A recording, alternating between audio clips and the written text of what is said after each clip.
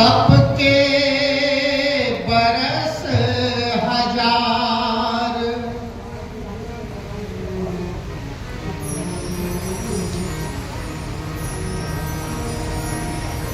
सत्संग की आधी घड़ी, तप के बरस हजार, ज्ञान तुला पर ना तुले, कहत कबीर विचार।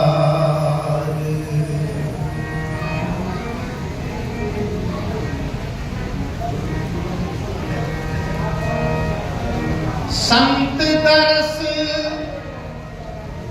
पातक हरे,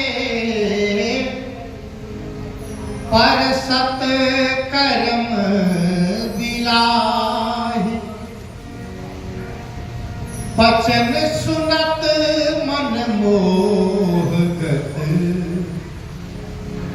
पूरब भाग जगा।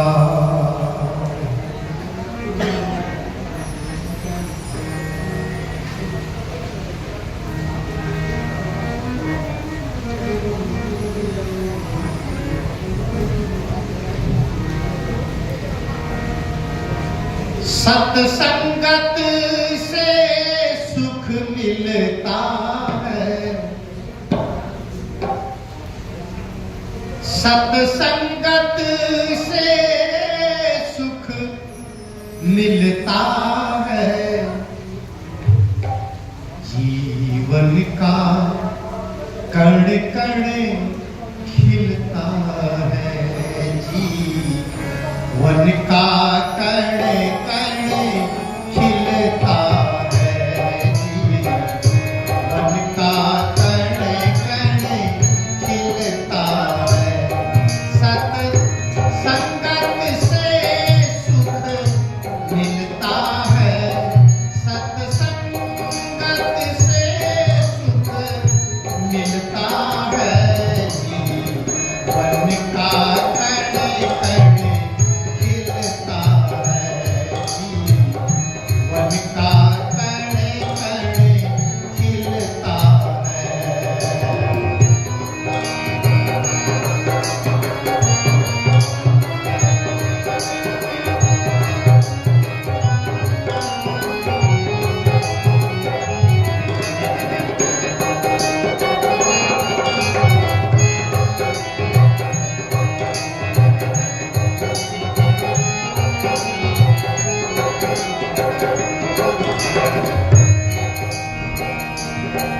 कपड़े को जैसा रंग मिले माँ, नव को जैसा संग मिले,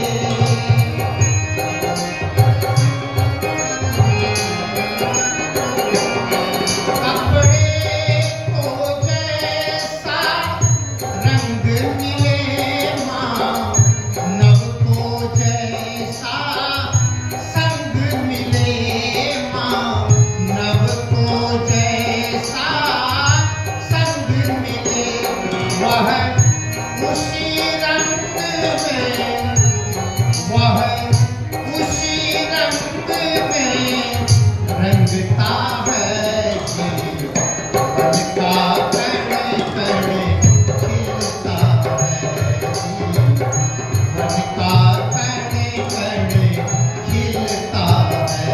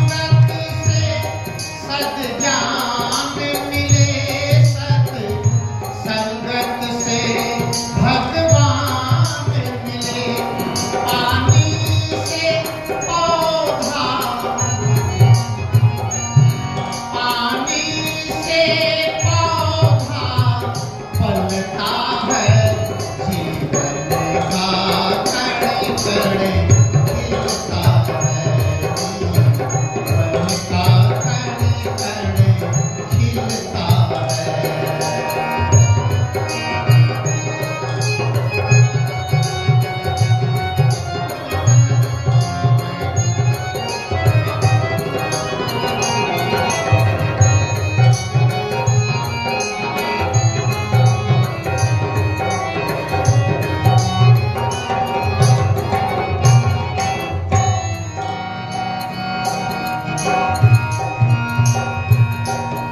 सत्संगत से सद्ज्ञान जगे सत्संगत से सौभाग्य जगे सत्संगत से दुर्भाग्य टले।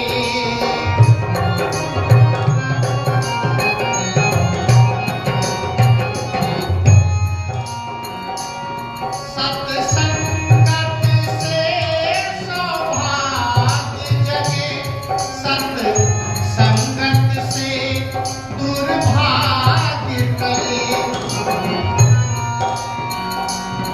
जाति से ताला खुलता है जाति से ताला खुलता है जीवन का कण कण खिलता है जीवन का कण कण खिलता है। सत्संगत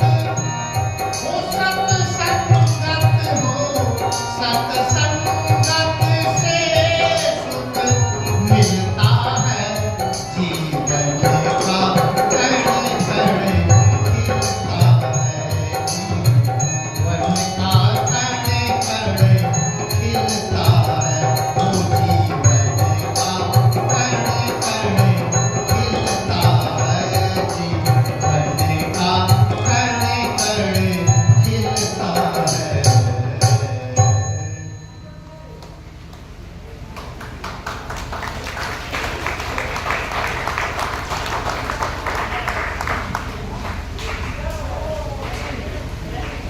मेरे प्यारे बंधुओं, थोड़ी सी चर्चा हम लोग करें। ये सत्संग का आयोजन क्यों होता है? सब लोग थोड़ा विचार कीजिए।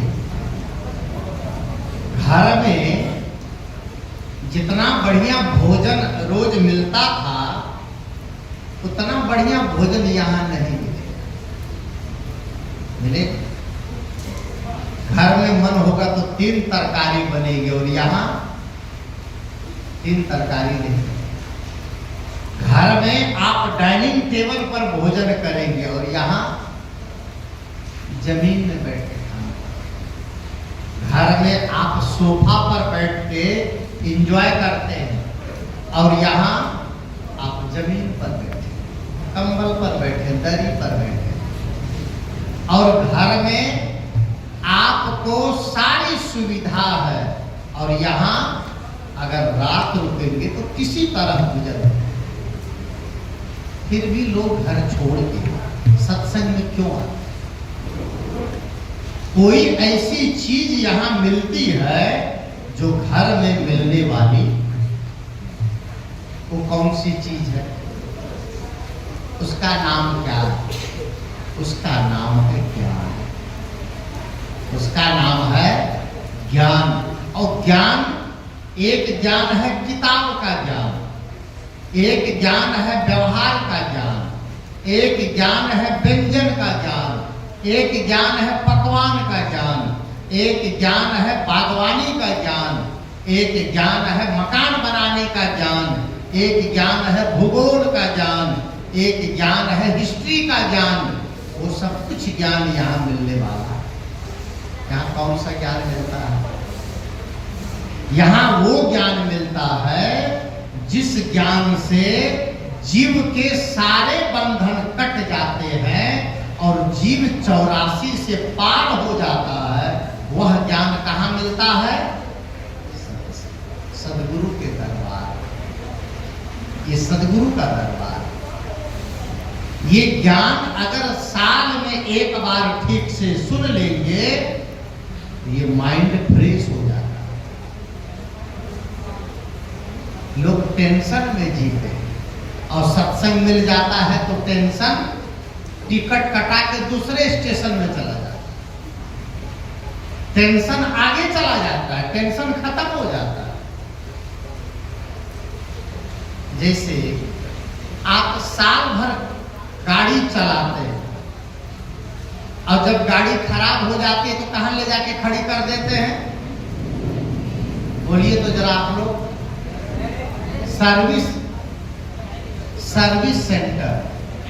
साल भर गाड़ी चलाए और गाड़ी खराब हो गई तो कहां ले जाके खड़ा कर दिए? Service centre. अब मोबाइल रोज घसका रहा है, चला रहे हैं और खराब हो गया तो कहां ले जाके धर दिए? सर्विस सेंटर में। आप टीवी चला रहे हैं रोज और खराब हो गई तो कहां ले गए? Service centre.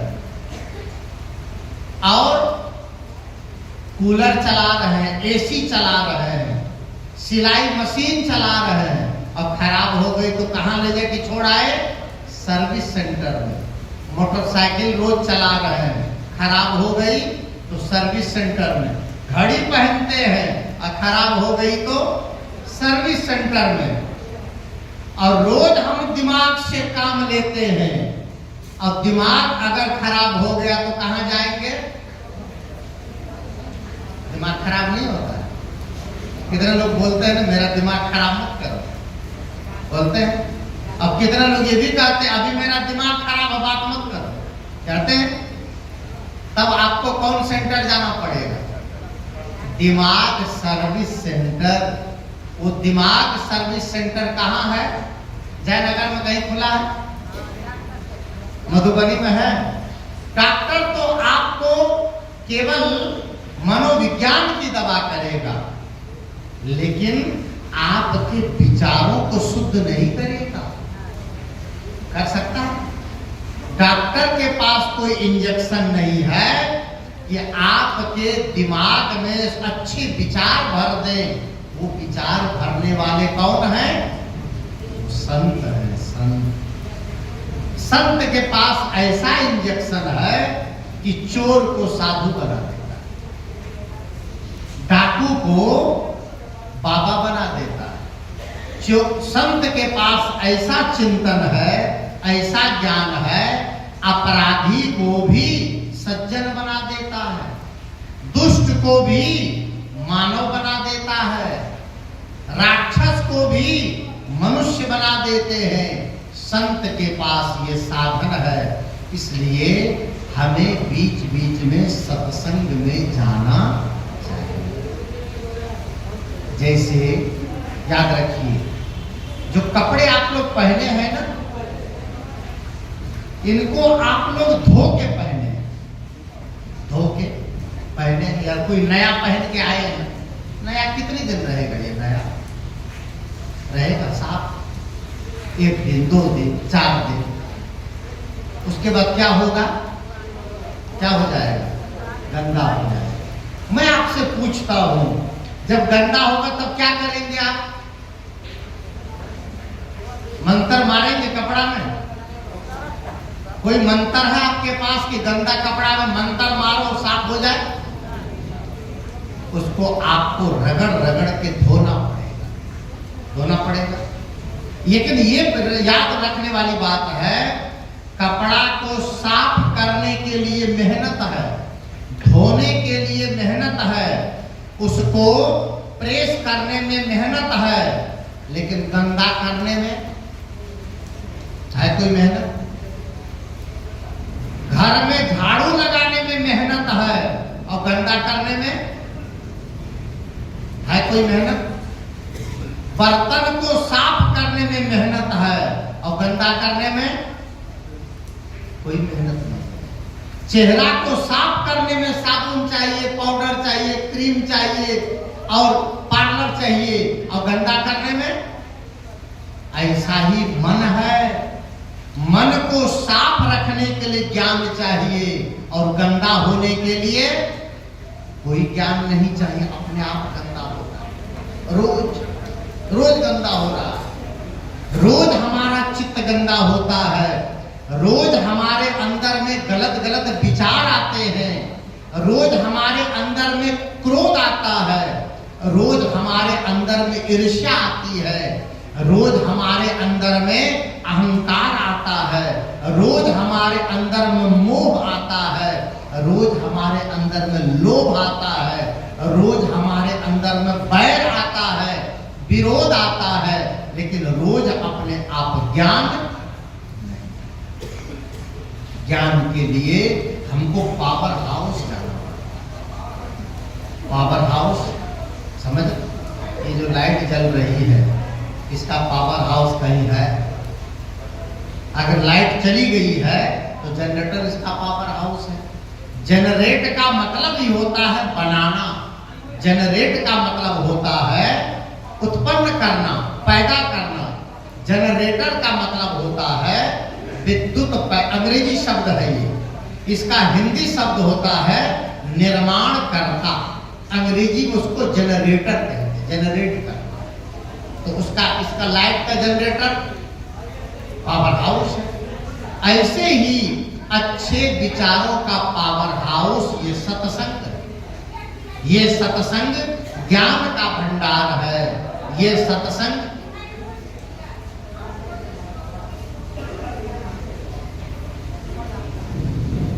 बच्चे बच्चे बेटे आप लोग भी बैठ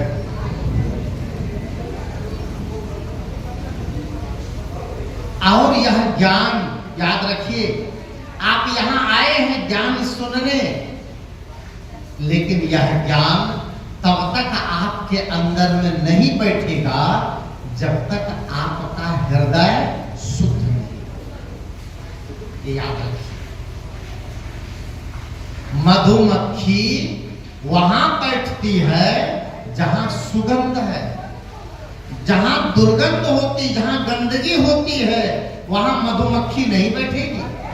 याद रखिए, वहां पर मक्खी बैठेगी। मक्खी, गंदगी में मक्खी बैठती है और फूल पर मधुमक्खी बैठती। फूल में गंदगी है नहीं। गोबर पर मक्खी बैठती है, पैखाना पर मक्खी बैठती है, घाव पर मक्खी बैठती है, मवाद पर मक्खी बैठती है, मधुमक्खी नहीं बैठ सकती है। मधुमक्खी फूल खोजती है, फूल, क्योंकि उनको उसमें से पराग लेना। हमारा मन मक्खी बना है, गंदगी पर बैठता है। हमारा मन क्या बना है? मक्खी। हर समय गलती देखता है, गंदगी खोजता है, गंदगी को याद करता है, गंदी बातों को याद रखता है। आप लोग पिछले साल भी सत्संग सुने होंगे, उसके पहले भी सत्संग सुने होंगे।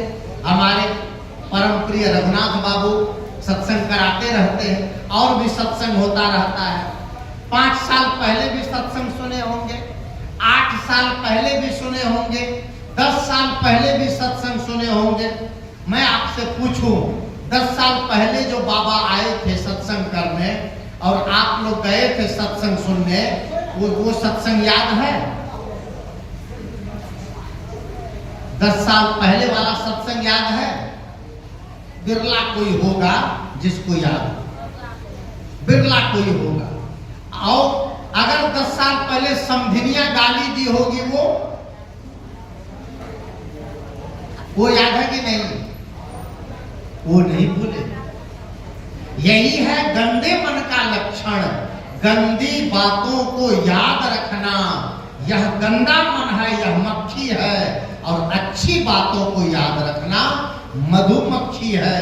और मधुमक्खी छोटा प्राणी है, सोचना, मधुमक्खी बहुत छोटा प्राणी है, इतना छोटा मधुमक्खी, लेकिन फूल पर बैठकर वो क्या लेती है?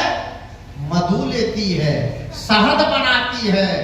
और आदमी कितना गंदा है कि 3.5 फीट का होकर शराब बनाता है। 3 फीट का कितना फीट का 6.5 फीट का 6 फीट का आदमी 3.5 फीट का आदमी तो बौना हो जाएगा। मेरे यहाँ एक लड़की है आरती डोगरा IAS है, अजमेर जिला राजस्थान में, जहां मेरा आश्रम है किशनगढ़, वो अजमेर जिले में पड़ता है। और अजमेर जिले की कलेक्टर एक लड़की थी, उसका नाम था आरती डोगरा, वो DM थी वहां और बहुत प्रसिद्ध DM थी, बहुत ही तेज तर्रार DM मानी जाती थी। मैं मिला हूं, मेरे आश्रम भी वो आई है आरती डोगरा। आप लोग सर्च कीजिएगा पढ़ने वाले बच्चे, आरती डोगरा नाम की लड़की जो IAS है और बहुत अच्छे रैंक में UPSC हाइट की थी, वो टॉपर थी। उसकी हाइट कितनी है 3 फीट 2 इंच। वो DM कलेक्टर थी वो आरती डोगरा और उसकी ऊंचाई कितनी है 3 फीट 2 इंच। वो लड़की 3 फीट 2 इंच। मैं देखा कि 3 फीट 2 इंची की लड़की जब DM की कुर्सी पर बैठे तो उसका पैर ऊपर में टंगा रहता था, क्योंकि छोटी लड़की। और जब वो आवाज लगाती थी तो वो कलेक्टर 3 फीट 2 इंची की, और जब वो निकलती थी बाहर तो 7 फीट का मर्द उसको सल्यूट करता। आदमी, पुरुष, मर्द, सिपाही 7 फीट का गेट पर खड़ा रहता था और 3 फीट की लड़की को सल्यूट करता था। क्यों? उनके गुण के नाते, उनके गुण के नाते, उनकी महानता के नाते, उनकी प्रतिभा के नाते। तो मनुष्य शरीर से बड़ा नहीं होता है, गुण से बड़ा होता है। इसीलिए सदगुरु कबीर साहब ने कहा, मानुष तेरा गुण बड़ा, मांस न आवे काज, और हाड़ न होते आभरण, त्वचा न बाजन। ऐ मनुष्य, तुम्हारे गुण की विशेषता। हम और आप जितने लोग यहाँ हैं, अगर हम दूसरों में गुण देखने लग जाएं तो दोष दिखेगा। और हमारी नजर कैसी है? हम रात दिन दूसरों में दोष देखते हैं, उनका गुण नजर नहीं आता है। इसी का नाम है मक्खी, गंदगी को खोज लेना और गंदगी पर बैठ जाना। अब गंदगी को ही खत्म कर दें, गंदगी को ही साफ कर दें, अंदर गंदगी रहने न पाए, मन में खुशबू भर जाए, मन में सुगंधी भर जाए और यह मन पवित्र हो गया तो मानो इसी शरीर में रहते रहते संत का ज्ञान मिल गया तो मानो भगवान की प्राप्ति। भगवान कहीं बाहर नहीं।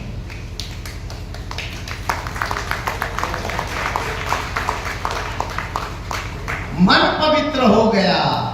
कहावत सुने हैं कि मन चंगा तो कठौती में, बोलिए जोर से, मन चंगा तो कठौती में गंगा। अगर मन पवित्र हो गया तो फिर गंगा जाने की जरूरत नहीं है।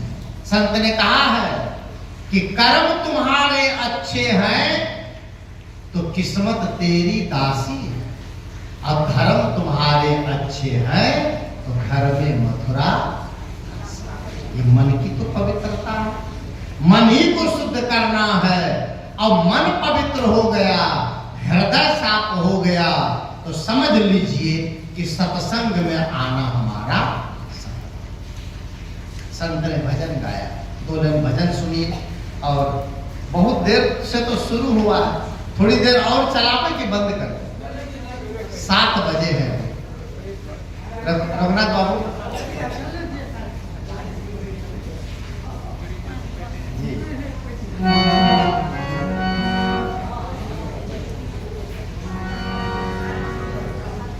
जरा इस भजन को गुनगुनाइए सब लोग। कैसे आएंगे भगवान,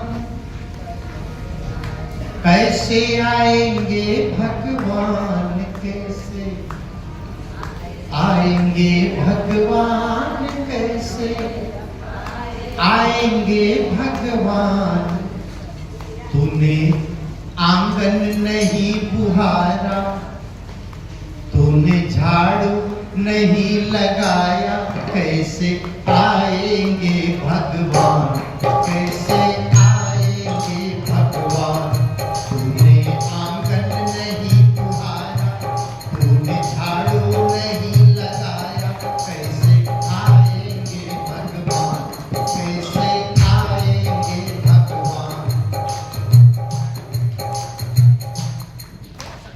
थोड़ा सा आधा पॉइंट कम किया जाए इसका वैल्यू, थोड़ा सा करवा लीजिए बाबू, आधा पॉइंट, ज़्यादा नहीं पर हल्का सा आधा पॉइंट कम करना, थोड़ी सो टोन इसका थोड़ा बढ़ा हुआ है ना, वो चुभ रहा है थोड़ा।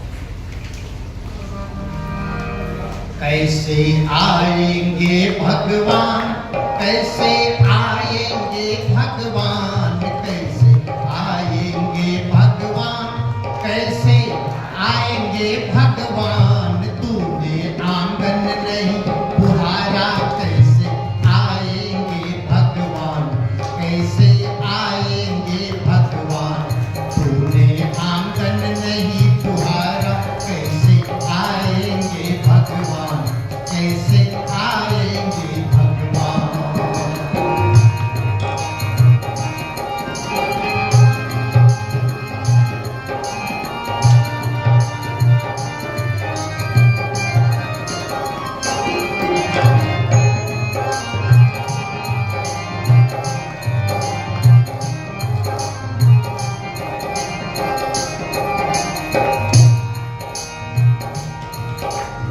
हर कोने कलमश कसाई की लगी हुई है ढेर,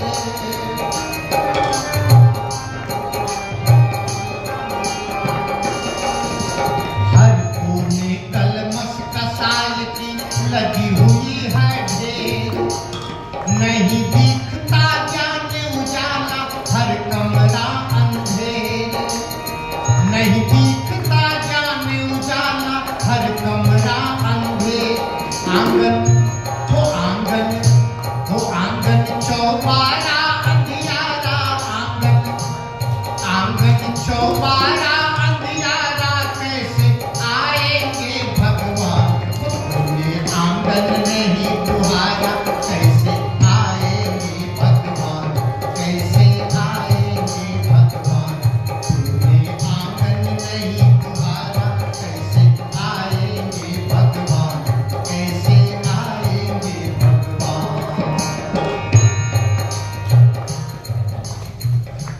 हमारे अंदर में हर कोने में कचरा रखा, हर कोने में।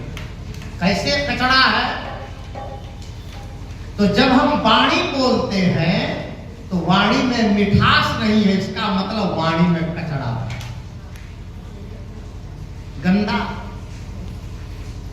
और हम इन हाथों से जो काम करते हैं वह काम हमारा दूसरों के भला के लिए नहीं होता, दूसरों के लिए बुरा के लिए होता है। तो हमारे इंद्रियों में कचरा है और मन में कचरा है कि हम सुंदर सोच नहीं रखते हैं, सुंदर विचार नहीं रखते हैं, सुंदर चिंतन नहीं रखते हैं। तो मन में कचरा है, हर कोना में कचरा भरा हुआ है। आंख से हमें सुंदर सुंदर दृश्य देखना चाहिए तो लोग आंख फोड़ते हैं मोबाइल। देखिए कितने लोगों को रात में 1-1 बजे रात तक, 2-2 बजे रात तक, पहले तो लोग टीवी में पिक्चर देखते थे और आजकल अब पिक्चर किसमें देखते हैं? Movie, mobile. अब थिएटर में जाना तो बहुत कम हो गया, अब सिनेमा हॉल बहुत कम हो गया। अब हर हाथ में सिनेमा हॉल है, हर हाथ में, हर जेब में सिनेमा हॉल है और रात में 1-1 बजे रात तक उसमें आंख फोड़ते हैं। हर आंख वो जो श्याम का दर्शन किया करे, है हाथ वो जो भगवान का पूजन किया। बेकार वो मुख है जो रहे व्यर्थ बातों में, अब मुख वो है जो हरि नाम का सुमिरन किया करे। वो काम तो होता नहीं है। आदमी इस मुंह से हरि नाम नहीं बोलता है, भगवान का नाम नहीं लेता है, राम राम नहीं बोलता है, सतनाम नहीं बोलता है, भजन नहीं गाता है, इस मुख से आदमी दूसरे की निंदा करता है, दूसरे की शिकायत करता है, दूसरे को गाली देता है। याद रखिएगा, अगर आपके जीवन में सत्संग का अवसर नहीं है और ज्ञान से आपने हृदय में झाड़ू नहीं लगाया है, तो ये याद रखिएगा कि आपके जीवन में इन इंद्रियों से अच्छे व्यवहार नहीं हो सकते। हाथ वही विचार कीजिए, जिनको सत्संग मिला है, जिनको ज्ञान मिला है, जो अपने अंदर के कचड़े को बुहार के साफ कर दिया, वह इन हाथों से दूसरे की सेवा करता है, अपनी भी सेवा करता है, अपना भी जीवन चलाता है, पर इन हाथों से दूसरों का भला भी करता है। अगर सत्संग मिल गया तो याद रखिएगा, बच्चा पढ़ लिख कर डॉक्टर बन जाता है, तो इन हाथों से वह किसी का पेट फाड़ कर उसको नया जीवन देता है। हाथ वही है। अगर सत्संग मिल गया तो किसी गिरे हुए आदमी को अपने हाथों से रोड से उठा के अस्पताल पहुंचा देता है। अगर सत्संग मिल गया, इन्हीं हाथों से किसी भूखे आदमी को भोजन बना के खिला देता है। अगर सत्संग मिल गया तो किसी रोते आदमी को इन्हीं हाथों से गले लगाता है और उनके आंसू पोंछकर उनको सांत्वना देता है। ये सत्संग का है, ये सत्संग का है। और अगर सत्संग नहीं मिला, ज्ञान नहीं मिला, अंदर का कचरा साफ न हुआ, तो याद रखना, डॉ से डॉक्टर होता है और डॉ से डाकू भी होता है। ड से डॉक्टर और ड से डाकू, दोनों एक ही राशि है। चाकू डॉक्टर के हाथ में भी होता है और चाकू डाकू के हाथ में भी होता है। दोनों के हाथ में चाकू है और दोनों आदमी का पेट फाड़ता है। डॉक्टर भी पेट फाड़ता है और डाकू भी पेट फाड़ता है। आप बताइए, दोनों का परिणाम एक होगा? डॉक्टर भी चाकू से पेट फाड़ता है, लेकिन किसी के रोग को खत्म करके उसको सुंदर जीवन देता है। वो रोता रोता हॉस्पिटल जाता है और हंसता हंसता वहां से बाहर आता है। और डाकू जब पेट फाड़ता है तो एक ही मिनट में वृंदावन बिहारी लाल की पहुंचा दिया उसने। क्यों? क्योंकि उसके पास ज्ञान नहीं, सत्संग नहीं है, उनके पास सद्बुद्धि नहीं है, उनके पास में सुंदर विचार नहीं है। संत कहते हैं, ऐ इंसान, इस धरती पर आए हो तो पहला काम करो, अपने मन की गंदगी को साफ करो, सारी गंदगी को साफ करो। और मन की गंदगी साफ होने का मतलब है कि आप अपने मन में कभी कुचिंतन न करें। कुचिंतन कैसे होता है? अपने ही परिचितों के लिए गलत गलत बात सोच लेना, ये कुचिंतन है। कई बार आप लोगों का अनुभव होगा, पति पत्नी साथ रहते हैं, लेकिन मैं आपसे पूछता हूं कि ये मन कितना गंदा है। जरा एक दिन काम कीजिए, एक कापी लीजिए, एक कलम लीजिए और सुबह से रात सोते वक्त तक आपके मन में जितनी बात आए सबको आप कागज में लिखते जाइए, कॉपी में। सुबह जब नींद खुले तब कापी लीजिए और हर समय उसको साथ में लेके चलिए। रसोई में, खेत में, घर में, ऑफिस में, किचन में, कहीं भी आप जाएं, आप उसको कॉपी कलम लेके जाएं। मन में जो जो बात उठे सबको आप कापी में लिखते जाएं। मैं पूछता हूं, कोई पत्नी वह कापी पति को दिखा पाएगी? कोई पति पत्नी को दिखा पाएगा? मन क्या क्या सोच लेता है, मन में कैसी कैसी बात आ जाती है, वह आप अपने निकट से निकटतम को भी नहीं बता सकते हैं। ऐसा मन किस काम का? इसका मतलब है कि हमें मन की गंदगी को साफ करने की जरूरत है। मन में ऐसे विचार कभी नहीं आने चाहिए जो हम दूसरों को बता न सकें, जो हम दूसरों को दिखा न सकें। मनी को तो साफ करना। संत ने भजन गाया,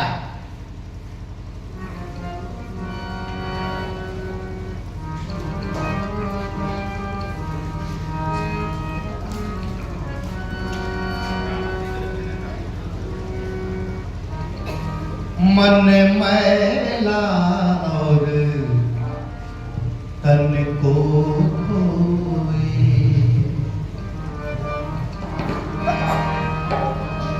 फूल को चाहे कांटे बोए, कांटे बोए। मन मैला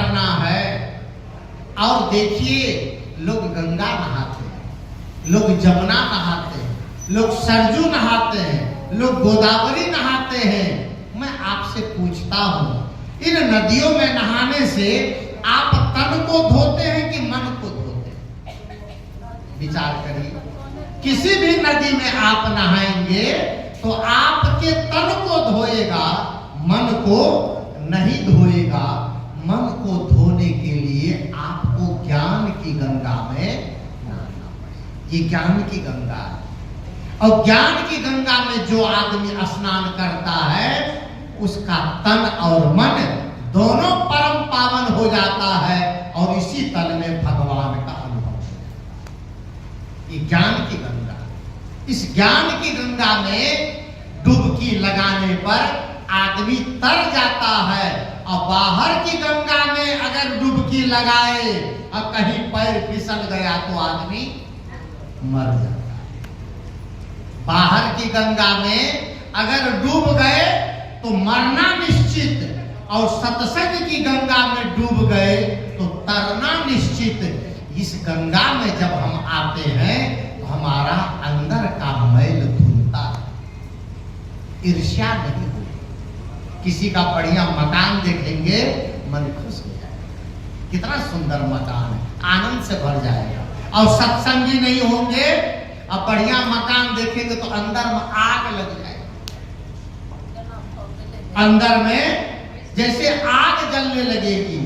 आप सत्संग करेंगे, अब कोई बढ़िया कपड़ा पहन के आए तो मन प्रसन्न हो जाएगा, और सत्संग नहीं करेंगे, अब कोई बढ़िया कपड़ा पहन के आए तो आग लग जाएगी, लगेगा ऐसा कपड़ा मेरे पास भी होगा। अगर आपके पास सत्संग है तो अपनी साधन में आप खुश हैं, और अगर सत्संग आपके पास नहीं है तो आपके अंदर में ईर्ष्या की आग जलती है। कितने लोग जलते हैं।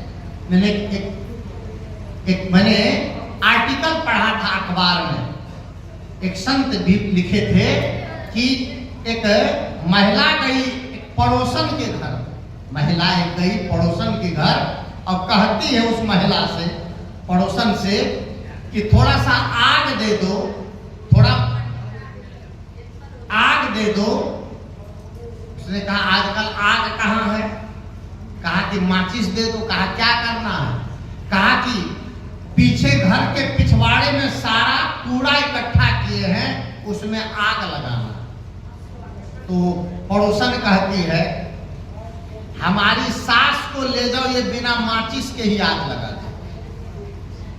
उसने कहा मेरी सास को ले जाओ, ये बिना माचिस के ही आग लगा देती है। कहा कैसे? कहा ये रोज आग लगाते हैं बिना माचिस के। वो कौन सी आग है? वो चुगली की आग है, वो निंदा की आग है, वो शिकायत की आग है, वो ईर्ष्या की आग है। और वो अगर आपके अंदर है तो समझ लेना आपका मन साफ नहीं होगा। दूसरे की खुशियों में खुश हो जाओ, दूसरे के दुख में दुखी हो जाओ। मैं राजस्थान में था, राजस्थान में एक जिला है सीकर, सुने हैं आप लोग सीकर जिला? वो अजमेर से लगभग 70-80 किलोमीटर उत्तर की ओर पड़ता है। वहां मेरा कार्यक्रम था। वहां कार्यक्रम करके शाम के वक्त 4-5 बजे का टाइम था, सत्संग खत्म करके मैं अपने आसन पर आया तो एक माता जी आई, उसकी उम्र रही होगी 50-55। अब गहना इतना पहने की, कम से कम 25-30 लाख का गहना होगा शरीर। वहां गहना पहनने का बड़ा रिवाज है। अब मर्द भी उतने गहना पहनता है जितना महिलाएं पहनती। मर्द का भी कान में इतना बड़का बड़का झुमका रहता है, वहां इतना गले में माला सोने की, हाथ में चूड़ियां जैसे मर्द भी पहनता है, यहाँ भी पहनता है, यहाँ भी पहनता है, कमर में भी मर्द पहनता है, वहां का रिवाज है। तो माता जी बहुत सोना पहन के आई और बढ़िया सुंदर घर की थी, और बैठते ही कहती है बाप जी, वहां बाप जी कहते, बाप जी। गुजरात में संत को बापू कहते हैं, और उधर मारवाड़ के क्षेत्र में संत को बाप जी कहते हैं, बाबा समझ लीजिए। तो कहती है बाप जी, माँ का जान आ नगर में कोई दुखी मिनट को नहीं, वहां की भाषा में बोली हो कि मेरे जैसे दुखी नारी इस नगर में कोई नहीं।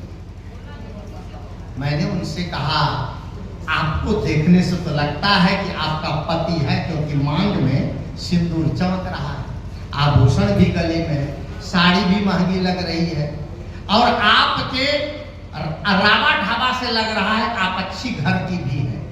क्या दिक्कत है? बाल बच्चे नहीं है?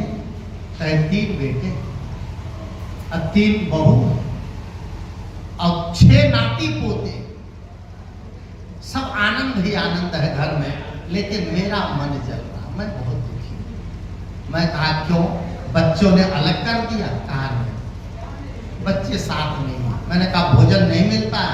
कहा 3 टाइम गर्म भोजन, सारी अलमारी की चाबी मेरे पास है, लेकिन मैं बहुत दुखी हूं। मैंने कहा क्यों? तो कहती है मेरा मकान 3 मंजिल का है, इस पूरे बाजार में, छोटा बाजार था, इस पूरे बाजार में ऐसा मकान किसी का नहीं। जब मेरा मकान बना, दूर दूर से लोग डिजाइन देखने आते थे। मकान क्या है, बंगला बना है, कोठी बनी है, आलीशान मकान मेरा। तो मुझे लगा कि शायद मकान बिक गया। मैं कहा मकान बिक गया इसलिए दुखी है? कहा नहीं महाराज, मकान बिका नहीं। मैंने कहा फिर? कहा मेरा 3 मंजिल का मकान, और सोच सोच के आनंद में थी मैं। मैंने कहा हुआ क्या? कहा बगल में 4 मंजिल का बन गया। बगल में 4 मंजिल का बन गया। 3 मंजिल तक बना, ढलैया हुआ तो हमको तकलीफ नहीं थी, लेकिन जैसे 4था मंजिल शुरू हुआ, हमको नींद नहीं आई। हमको अंदर से इतनी तकलीफ है कि हमसे बढ़िया मकान वो कैसे बना रहा, हमसे बड़ा मकान वो क्यों बना रहा है। मैंने कहा माता जी उसके पास पैसा है, बना रहा है। कहा कि यही बात तो मन को नहीं समझा पा रही हूं। मैं उसके मकान को जब जब देखती हूं मेरा खून सूखने लगता है, मेरे को भोजन अच्छा नहीं लगता है, नींद नहीं आती है। मैं कैसे समझाऊं मन को? मैंने उनसे कहा, मैंने उस माता जी से कहा, माता जी बगल जो मकान बन रहा है 4 मंजिल का, उस आदमी का मोबाइल नंबर है? तो कहे क्या करेंगे बाप जी आप मोबाइल लेके उसका? कहे मैंने कहा मुझे दे दीजिए, मैं उसको फोन करके कहूंगा कि अगर आपके पास पैसा हो तो 4था मंजिल बनाने के बाद 5वां मंजिल भी जल्दी बना लीजिए। तो माता जी कहती है तब तो मैं मर जाऊंगी। तो मैंने उनसे कहा कि ऐसी आदमी को, ऐसी नारी को जीने का हक नहीं। आप इंसान हैं और आप दूसरे के मकान को देखकर जल रहे हो, दूसरे के दुकान को देखकर जल रहे हो, दूसरे के आमदनी को देखकर जल रहे हो। कितने लोग दूसरे के चेहरे को देख के जल रहे हैं। तो वैसा उनका चेहरा था, मेरा भी ऐसा होता। क्या करोगे? लोहार से जाकर के गढ़वा लो ना, लोहार से कहो कि मेरी नाक काट के जरा छील करके ठीक कर दीजिए, करवा लोगे? जो आपके पास है उसमें आनंद कीजिए, आप ईर्ष्या मत कीजिए, आप द्वेष मत कीजिए।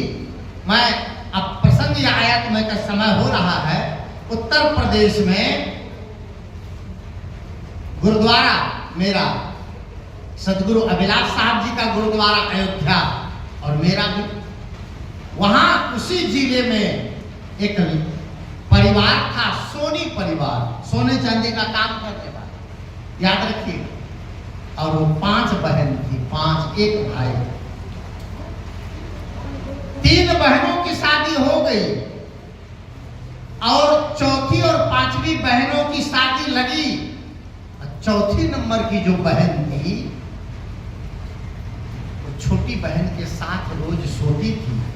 और जब छोटी बहन की शादी फाइनल हो गई, ध्यान से सुनिएगा, और चौथे नंबर की बहन की शादी सामान्य घर में फाइनल हो गई, और छोटी बहन की शादी एक बढ़िया बिजनेसमैन के घर में फाइनल हो गई। इतनी ईर्ष्या हुई अपनी सगी बड़ी बहन को कि उन्होंने छोटी बहन की शादी बढ़िया घर में फाइनल होने के कारण मन में ईर्ष्या जग गई, और एक कुटनी महिला बगल में थी, उससे जाके कहा कि इसकी शादी उसके घर में ना हो, इसका क्या करना पड़ेगा। उन्होंने तेजाब दिया, तेजाब, कहा दोनों बहन साथ में सोती हो और रात में ये तेजाब अपनी छोटी बहन के चेहरे में डाल देना। सगी बहन, ईर्ष्या देखिए, ये अंदर का मन का पाप देखिए, मन की गंदगी देखिए। और उन्होंने कहा कि जब मैं डाल दूंगे तो कोई कहेगा यही सोती यही डाली। तो कुटनी औरत बताती है अपने हाथ पर भी डाल लेना ताकि कोई शंका न करे। हाथ पर डाले, तेरा हाथ कटेगा और उसका चेहरा ही कट जाएगा, तो कोई सोचेगा कोई भूत प्रेत आके डालता है, कोई शंका नहीं करेगा। हुआ ये एक दिन डाला, वो कराहने लगी, लड़की का पूरा चेहरा जल गया। अभी मैं भी 2 साल पहले उस लड़की के घर गया, वो दाग अभी तक नहीं गया। लेकिन उसका पति भी इसने कह दिया कि जिस लड़की से मेरी शादी फाइनल हुई है, चाहे उसका चेहरा पूरा जल जाए, मेरी शादी उसी से होगी, मैं दूसरी लड़की से शादी। और उसने किया शादी। और देखिए कर्म का फल देखिए, जिस बहन ने तेजाब डाला था उसको कैंसर हो। मैं 5 बहन को जानता हूं। और ये कोई जब ये डाले तो दोनों बहन चिल्लाए, तो सब सोचे कि कोई भूत प्रेत आया है, ओझा के पास जाए, बैगा के पास जाए, कहां जाए। और जब कहीं से समाधान नहीं हुआ, तब आए गुरुद्वारा, और गुरुद्वारा में गुरुजी ने मेरी ड्यूटी लगा दिया कि पकड़ इसको, ये होता क्या, क्यों भूत प्रेत तो होते नहीं। हमारी ड्यूटी लगी, रात भर में जगा। और जब 2:30 बजे रात को बड़ी बहन बाथरूम के लिए गई कमरे से बाहर, बाथरूम दूर था, तो उसके अंदर के मतलब कपड़ों से उनकी तेजाब की शीशी गिरी और उसको मैंने पकड़ा। वहीं से उसका भेद खुल गया और सब अखबारबाजी हुई, फोटो छपी और पूरा मीडिया आया। और तब उन्होंने बताया कि अपनी छोटी बहन की शादी बढ़िया घर में ना हो, इस जलन से मैंने अपने बहन के चेहरे पर तेजाब डाला और किसी को शंका ना हो इसलिए अपने हाथ पर डाला, और उसको लेकर के वो सब कुछ पूरे खुलासा हुआ। ये है ईर्ष्या की आग। मन कितना गंदा है, मन कितना पापी है, मन कितना मैला है। संत ने कहा है कि यह मन तो कागा भया, उड़ उड़ लागे ठौर, और सदगुरु मिला हंसा भया, सूझे और न छोड़। यह मन कागा था और कहां कहां गंदगी में मुंह मारता था, और सत्संग मिल गया, मन जो है निर्मल हो गया, पवित्र हो गया, और अंदर के सारे दाग। तब संत ने भजन गाया, तूने आंगन नहीं बुहारा, कैसे आएंगे भगवान, कैसे आएंगे भगवान। तूने आंगन नहीं बुहारा, कैसे आएंगे भगवान, कैसे आएंगे भगवान।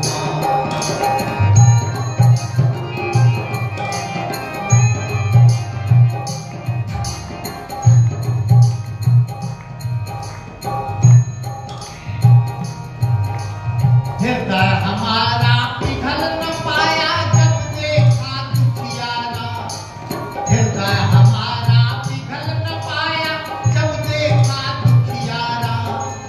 राह बाट का भूला हमसे पाया नहीं सहारा, राह बाट का भूला हमसे पाया नहीं सहारा।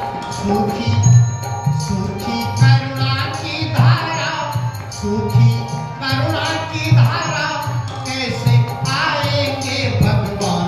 वो तूने आंगन नहीं बुहारा, कैसे आएंगे भगवान, कैसे आएंगे भगवान। तूने आंगन नहीं बुहारा, कैसे आएंगे भगवान, कैसे आएंगे भगवान।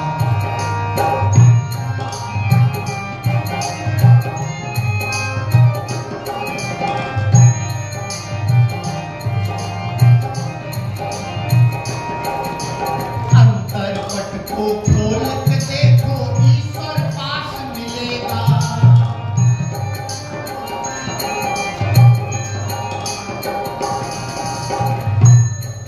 ढोलक ज्यादा लगता है, थोड़ा सा स्पर्श कम, आधा पॉइंट कम कीजिए, थोड़ा सा हल्का सा। यहाँ यही थोड़ा सा मैं जितना गाता हूँ उसके एवज नहीं रहना चाहिए, तो ज्यादा होता चुभने लगता है ढोलक।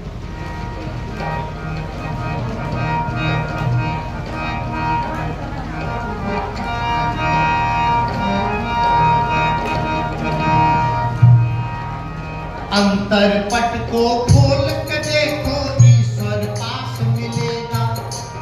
अंतरपट को खोल के देखो ईश्वर पास मिलेगा। हर प्राणी में परमेश्वर का ही आभास मिलेगा। हर प्राणी में परमेश्वर का ही आभास मिलेगा। सिया राम मैं सब जग जानी। करहु प्रणाम जोरी जुग पानी। मुद मंगलमय संत समाजो।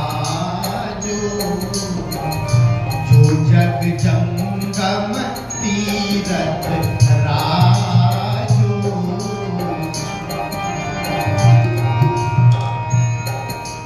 अंतरपट को खोल के देखो ईश्वर पास मिलेगा। हर प्राणी में परमेश्वर का ही आभास मिलेगा। मन तू करता नहीं गवारा, मन तू करता नहीं गवारा, कैसे आएंगे भगवान। तो तूने आंगन नहीं बुहारा, कैसे आएंगे भगवान। कैसे आएंगे भगवान। तूने आंगन नहीं बुहारा, कैसे आएंगे भगवान। कैसे आएंगे भगवान।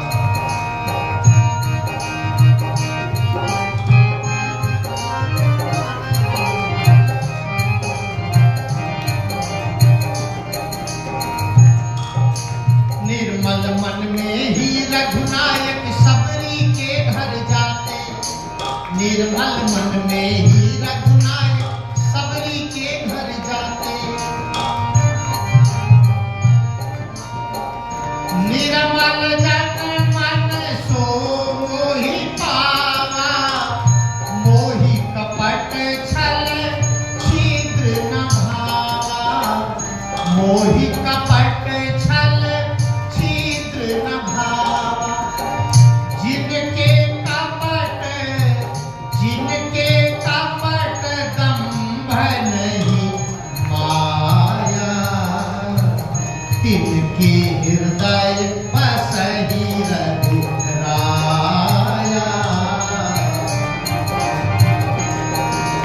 जान बुझ जो कपट कर तुहै तेहि संबंध न कोई। जान बुझ जो कपट करत है तेहि संबंध न कोई। काहि कबीर तेहि मूढ़ को। भला कौन विधि होई हो। निर्मल मन में ही रघुनायक सबरी के घर जाते। सूर्य श्याम की बाह पकड़कर साथ विदुर घर खाते। तूने इस पर नहीं विचारा, तूने इस पर नहीं विचारा, कैसे आएंगे भगवान। तूने आंगन नहीं बुहारा, कैसे आएंगे भगवान। कैसे आएंगे भगवान।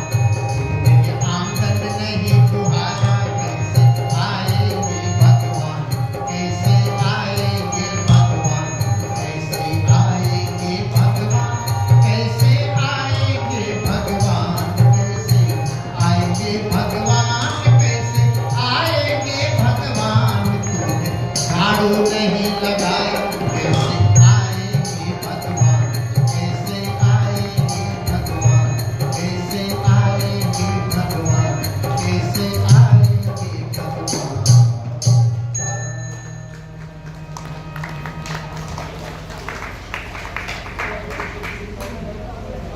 मेरे प्यारे भक्त सज्जनों, माताओं, बहनों, सत्संग का आयोजन अंदर में झाड़ू लगाने के लिए होता है। अंदर के कचरे को साफ करने के लिए होता है। हमारी माता बहन उपवास रहती है, एकादशी रहती है, नवरात्र रहती है। अभी नवरात्र आरंभ हो गया। ये चैत्र चैत्रीय नवरात्र आरंभ हो गया। ये उपवास रहेंगी, लेकिन उपवास किसका रहेगी? अन्न का। उपवास रहेगी रोटी का, उपवास रहेगी चावल का, उपवास रहेगी सब्जी का, उपवास रहेगी भिंडी का। इसने आपका क्या बिगाड़ा?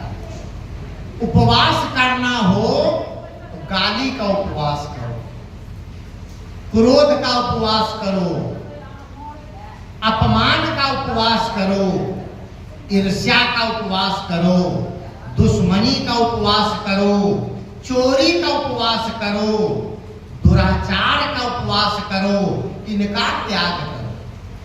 लोग अन्न छोड़ देते हैं, लोग जल छोड़ देते हैं, लोग मिठाई छोड़ देते हैं। हाँ, शुगर हो जाए, डायबिटीज हो जाए तो मिठाई छोड़ दो। एक जगह तो मैं कहा सत्संग में कि सब लोग आज से मीठा वचन बोलिए, मीठी बानी बोलिए। एक बुढ़वा खड़ा होके कहा, बाबा हमको डॉक्टर मना।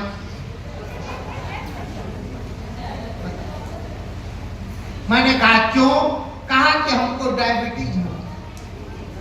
हमने कहा डायबिटीज हो गया तो मीठा खाने से मना किया है, मीठा बोलिए। कहा नहीं बाबा, हम मीठा से दूर रहे।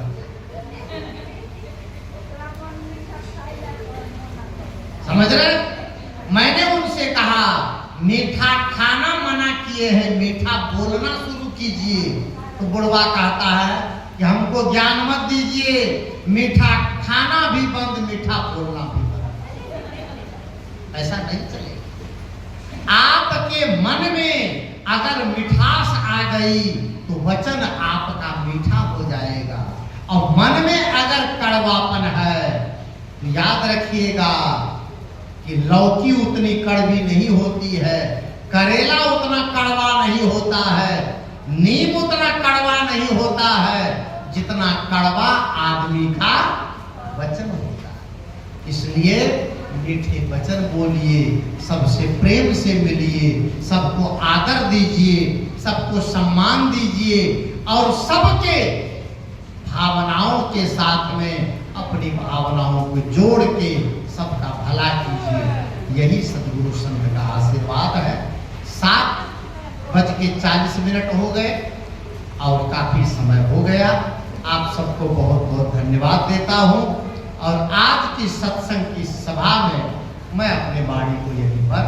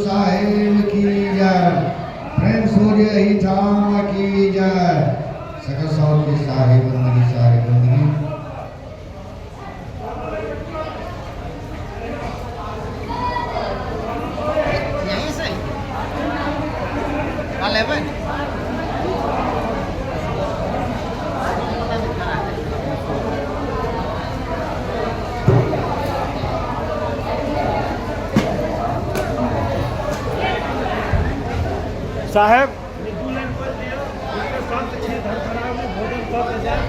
सब व्यवस्था है। हेलो, ध्यान देवे जते संत छलोत्सव के लिए भोजन की व्यवस्था छे, अपने सब भोजन क के जेबै, प्रसाद पाबि के जेबै, कियो भागे के प्रयास न करबै। प्रसाद प्रसादी पाबि के संत के भंडारा में सब व्यवस्था ये अपने सबके लिए भजन के साथ भोजन की व्यवस्था हो रही है। अपने सब भोजन प्रसाद पाबि के ही जेबै। सबसे निवेदन है